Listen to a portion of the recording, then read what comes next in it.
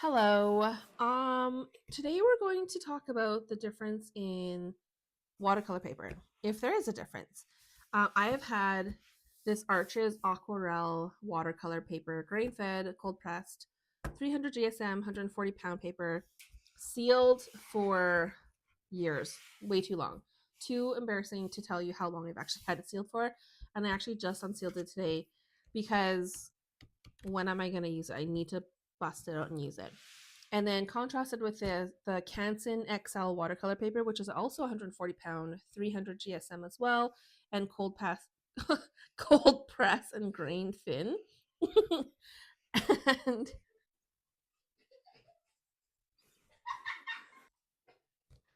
okay, so the Canson watercolor XL paper is what I typically use. This is my go-to. I don't think I've bought any other watercolor paper. I have little books, which I don't have within reach here, of with watercolor paper. I believe it's Winsor Newton and another brand that I can't think of at the moment. And so I primarily paint in those every once in a while, pretty sporadic. Or I'll reach for sheets of this XL paper, which is sized about 9 by 12, and I'll cut it down into four pieces and kind of make it a sizable canvas for me to paint on so that it's manageable and I feel like it's achievable. Um, and so this is why I'm only contrasting or comparing the Canson XL to the Arches. I will say I've never used the Arches. This is the first time I've opened this package. I don't have never received a sample to kind of test it out on. So I really want to see the difference. I've heard, through the I guess like watercolor painting community or creative community that Arches is sort of the supremo of the supreme for watercolor paper. And so I want to really try and see, what the difference is for myself because I've never actually tried it. So I already kind of opened this and I did rip a page out. So I'll just kind of see it's going to be hard on camera to kind of see the difference. And then here's the Canson one. So I'll probably just leave these in the background here. So you can see the Arches paper is 10 by 14. So the pad itself is significantly larger by a little bit. It is 100% pure cotton. So I think that might be a difference as well. I'm not sure what the Canson one is made of. So it will be kind of hard to tell on or in camera, I guess, or on camera, the difference in the paper types. There's definitely a tactile difference for sure. I will say I did notice on the Arches pad here, it does say that it is 100% cotton. So I don't know if that impacts, the experience overall. And it is, again, the supremo of the supreme, I believe, of watercolor paper. Someone can please correct me if I'm wrong.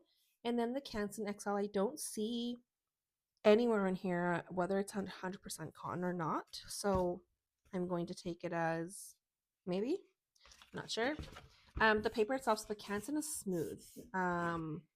Again, I don't think the camera will pick it up, the grain at all, but it is a smoother grain on the paper, whereas the Arches is a rougher texture. Still smooth, but definitely a rougher texture. And again, the camera won't. Oh, you can kind of see some of the tooth or the grain on here, whereas in the Canson, you can see it's slightly not as raised. So we will see. Let's test it out. I'm going to cut these down to size. I'm just going to cut them both into 4 pieces. And then really we'll just use a couple samples to test, throw some things at it, some watercolor paints and whatnot. And then we'll try to paint, the same image on both to kind of see what actually results. And I'll share some of my feedback afterwards. All right, so here is the stack of Arches, and here is a stack of the Canson XL. I wanted to cut it down to size to the same size as the Canson, and so I actually cut the Arches into 6 fairly equal pieces. They are, I believe it's 4.5 by 5.125 or something like that, so not too far off from the Canson one, as you can see. And I actually did a quick try to do sort of like a macro shot with my phone of the different teeth. I don't even know how to what to call it. Grade of papers, I guess. A close up, so you can see that in the overlay that I drop in here. But let's get painting and see, how these papers hold up and what the difference is.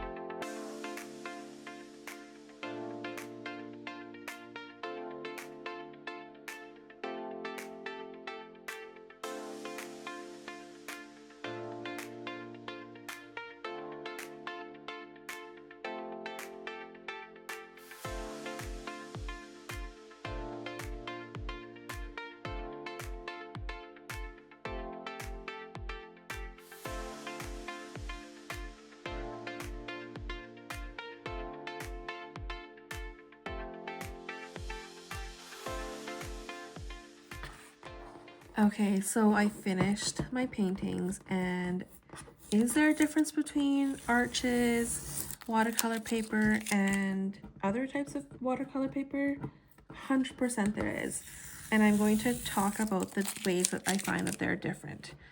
What I will say is that I am a beginner for watercolor. I mean, I know about the basics now, in terms of how to watercolor, and so it's really just practice now, applying the techniques, and by no means am I a watercolor pro in any sense of the word. But I think I've done enough practice that I have a good feel for like the different techniques or the just different nuances or properties of watercolor paper and watercoloring. So let me talk about them. So before, even though you already saw the final product of a painting, let's talk about the differences. So this is the Canson XL watercolor paper. This is the Arches watercolor paper. Again, they are both 300 GSM. They are both 140 pound. The Arches is 100% cotton, whereas I'm not sure what, fibers or material the Canson XL is, because it doesn't state it on the packaging itself. I'm sure a quick Google probably would tell me, but I haven't had a chance to do that yet. So right off of the bat, I already talked about the texture and the feel of the papers, but when I applied the watercolor, so I tried to do the techniques that I could think of that I typically use in my practice. And so I use the Caran d'Aches up here. You can see that in the previous earlier version of the video, how easily it lifted the wax crayon, the water soluble crayon. They both kind of did about the same. I would say they both sort of are very similar. You can see here if I lay them next to one another, there's still lots of some of the color laid on it. I also didn't scrub a ton with my brush, my water brush, to kind of lift the color that much. Or I can't remember if I used my water brush or my paintbrush, but in any regard, it's much more vibrant. I don't know if it catches it on camera, but the color is much more vibrant, and I believe probably true to color for the Caran d'Ache on the Arches than it is on the Canson XL. The next step is these two little pansies I tried to do. Granted, I think my technique of laying the water down on the Canson versus the Arches was slightly different, but it definitely looked better and more vibrant again on the Arches. So again, right-hand side is Arches, left-hand side is Canson. And when I hold it like this, the Arches obviously becomes the top card here. When I did sort of like a wet and wet, I found that it blended naturally by itself better on the Arches versus on the Canson. And I believe some of these, I don't even know what to call it, properties, I guess I'll just use the term, is due to because the material, because it is cotton, I think it sort of retains the moisture longer, and so it stays wetter longer, because I did find the water evaporated or was absorbed a lot faster on the Canson. It also feels thicker, the Arches, versus the Canson. I don't have any sort of, I'm really going by feel here. And the next one was swiping a swatch of water across the board and then just dropping ink in. And while they both, blended, kind of like, I don't know what the term is again, I guess blending, as they sort of like you moved around the paper within the water boundaries, they both kind of did well. Like I kind of like the effects that they both had, although I do find that the Arches, again, way more vibrant, and I felt like the boundaries were clearer. There was no tape again on this. This is literally just where the water line was for the brush, because I just used this brush that was wet and I just swiped it across the page end to end here. So you can see the blending is a bit better and the color quality is a bit better. And what I also love is you can see the gradation or the granulation of the watercolors, which is also super cool. So you can see there's not really a lot of granulation in these colors, because these Daniel Smith watercolors tend not to granulate or have granulating properties, whereas I think this was the Lunar Blue that I used, Moonglow and Lunar Blue, and they definitely have granulating properties, which is why they are two of my favorite paints from Daniel Smith. The next one here that I did was just sort of like laid color, sort of touching, so they sort of just moved into one another. And then I did a water swatch to sort of pull the colors out, which I also really love when I want to see the different properties or colors or underlying colors within a fountain pen ink or a watercolor itself. Again, because of the toothy grain, that's just more textured on the arches, I feel like it performed better, but vibrancy seems to be both. But I also was fairly thick with the paint, of the watercolor paint on this sample. The next was the laying the color down in a strip and then using water to pull it out. So sort of, I believe it's called chromatography.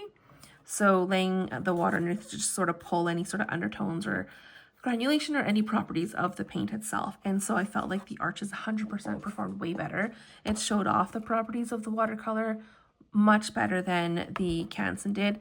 Again, this is me sitting in my house. You know, I'm not regulating things like the temperature or the amount of water that's on my brush or how my hand is, you know, the tilt of my hand or anything. So could there have been more water on this one versus this side? Possibly. I don't know. But, you know, we're not in a lab doing a lab experiment here. The next one was this Caran d'Ache, what is supposed to be an orchid, but didn't quite turn out. But again, it was just a quick little sketch so I could just play with the watercolors on the papers. I mean, in terms of laying the color down, again, it's similar to the first sample up here with the green Caran d'Ache. It just, the vibrancy is just stronger on the arches. Other than that, painting, you know, I think I used a water brush to paint, to grab the paint off the Caran d'Ache wax crayon, and then I painted on the paper to see the difference, and the vibrancy just was, and the smoothness and how it went on the paper just performed better on the arches. The next one was swiping 2 lines of color and then adding water between to see how they would blend. Again, my technique was really just sort of haphazard. So, but again, I think the arches performed way better. Again, showing that granulation. Again, you know, blending. It just slowly moved into like across the grooves. It's sort of like I imagine if I was on the ground, if the little bumps were all trees. This is going to sound kooky. But if all the bumps were trees, it's like, you know, like water kind of flowing around the trees to kind of meet. That's sort of how I envisioned it. The next one was plopping a, you know, like a swatch of color down. And I wanted to lift the paint to see, you know, whether you could lift the paint very well. And again, they both performed fairly well, I would say. I think I was able to lift in fewer brush strokes on the arches than on the Canson. However, they both, I would say, like, are about the same if you look at the white underneath the paint there. Although I do feel like, again, the arches performed a lot better. And then the last one was using watercolor pencil crayons to see what and how that performed, and then running a swatch of water underneath to see how it blended. Again, my technique here probably was not the best because my water sort of blobbed everywhere. But again, just, you know, looking at the texture and how they blended and the final result when it dried, I do like the arches a lot better. So that being said, you know, this was just a sample. So how do I know if it actually is better or not, other than just going on vibe and sort of visuals? So I did a painting side by side, and again, holding all things, you know, constant, I guess. And I apologize, like in hindsight, I probably shouldn't have used yellow as a background color, as the wash in the background, but it's what I used. And I've done it before in another painting, and I always regret it because when I pull it off, it always just looks, I don't know, it's not the right yellow. Anyways, that aside, the left is the Canson, the right is the Arches paper, and they both did very, very well. Like, I've done a lot of paintings, or not a lot lately on the Canson XL because I was scared to use my Arches, A, because of price, and B, because it would, you know, because it's such coveted paper, I didn't want to use it and wreck it. And so I was hoarding away. And again, I hoarded away for many, many years, pristine in its packaging. And really, again, this year has really been about, let's just use the supplies that I have and stop hoarding them, because why do I buy them? Do I actually want to create, or am I a hoarder of craft supplies because I just like buying? Like, and that's a problem in itself. So I'm pleased to say that I've been, you know, nicely plugging along at my supplies. So that makes me feel good. So here we are with the two paintings. And again, if you look at, this is the Canson one, and this is the Arches one. The painting itself, again, I couldn't mirror everything. I tried to use the same tones that I used for both paintings, but I'm not a machine, so I can't create mirror copies of one of each other. So there's going to be slight variances, just like anything homemade or handmade. But my last final impressions really of the paper is, yes, Arches is definitely the supremo of watercolor papers.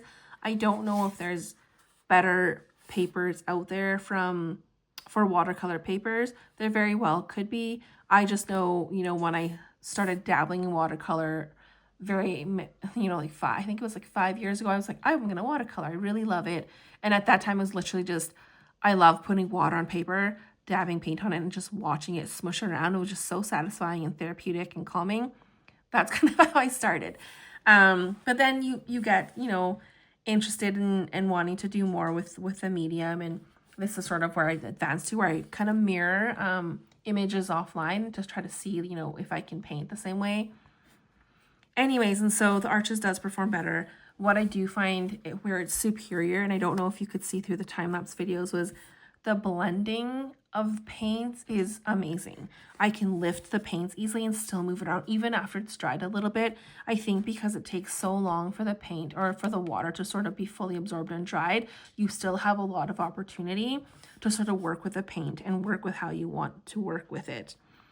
Because it's also, you're able to lift the paint off fairly well if there were any mistakes, which I don't think I had any really, blobs of paint that I had to lift, but it would be fairly simple to sort of lift it up so that you could kind of color correct a little bit.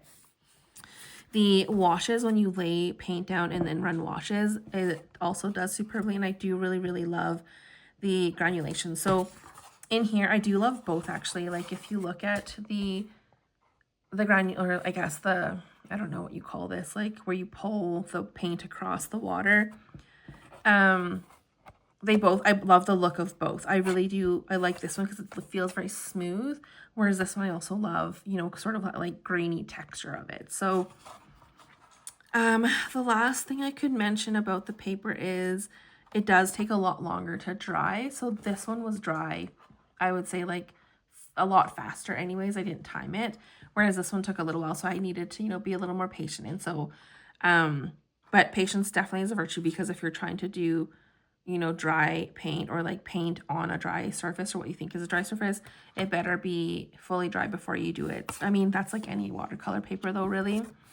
Yeah, so I guess in here in hindsight, like when I look at this, if I was doing, I think what's called glazing, where you like lay colors on top of one another. Again, I could be completely wrong and using the wrong terms, because I am not a professional by any means. But when I did that, you can see in the leaves here, like this is the Canson, there's just more, you can see the boundaries or the edges more. And even when the paint dried, if I just laid a clean wash on the leaf, when the paint dried, you could see the boundaries of any mistakes that I had, or like not even mistakes, like if it wasn't a smooth line, you could see it, even though I would still kind of go through and try to like, rub it out. Whereas on the Arches, it definitely was a lot easier to kind of work with. So I do love both. I think, is there a need to like buy Arches to start your watercolor journey? 100% not. I just sometimes have a propensity to think when I want to do something like, let's say watercolor, I need the best of the best. And so I did buy Arches when it was on sale many years ago. And again, I haven't bought any other watercolor paper packs or anything, because I knew I had these Canson and these Arches, and I was like, I'm going to use them. So do not need it. Like I started off on watercolor paper, I believe, just from Michael's. And then I just would buy like the little watercolor notebooks off Amazon or even Michael's. And I would just watercolor on that, because again, it was just really about the process and not so much about the quality of the tools yet. Because I also firmly believe that whatever, medium you're in, whether it's creativity or, whether you're my son's, he plays soccer, like you don't need the best of the best to start off with, because it really isn't the tools that make you good. It's really the operator. It's really you that make you better. And how you get better, it's really just practice. So you can do it you can watercolor on, cheaper or, less, I don't know. Yeah, we'll just say cheaper, more affordable, products. and kind of hone your skills that way and understand the mediums, watch videos, practice. Once you kind of sort of get a handle in it, then you can play around on like arches or something similar on like a more premium paper. But again, using a premium paper doesn't make you a better artist. It doesn't make your artwork look any better. Again, this is me saying this as an amateur, but I think honing in your skill set, if it's what you want to do, will definitely do it. So get the Hansen or the Canson paper. If you really feel inclined and you find a good deal on the arches, get the arches, because it's always worth playing around with, you know, different supplies too, to kind of see what it's like. And so I'm glad I did this. I hope you enjoyed this video and enjoyed the process of me doing the samples and then doing the paintings and talking through this, and inspired you to maybe paint a little bit, if anything. So thank you so much again for watching. I thank you for being here. It really does make me smile when I see comments or a new subscriber, or just even seeing people watching my videos. I don't really look at the numbers too much, but when I do kind of pop into my YouTube to upload a video, or just respond to a comment, it does make me happy when I do see a little bit of engagement activity, because it just means that, you know, someone's coming into my little corner of the world and checking me out. So I appreciate that, because we all have, you know, a lot of things on the go and a lot of people to see and a lot of things to do. And so you taking your time to be in this little corner of mine just makes me super happy. Anyways, happy creating, friends. Thanks again, and we'll see you in the next one.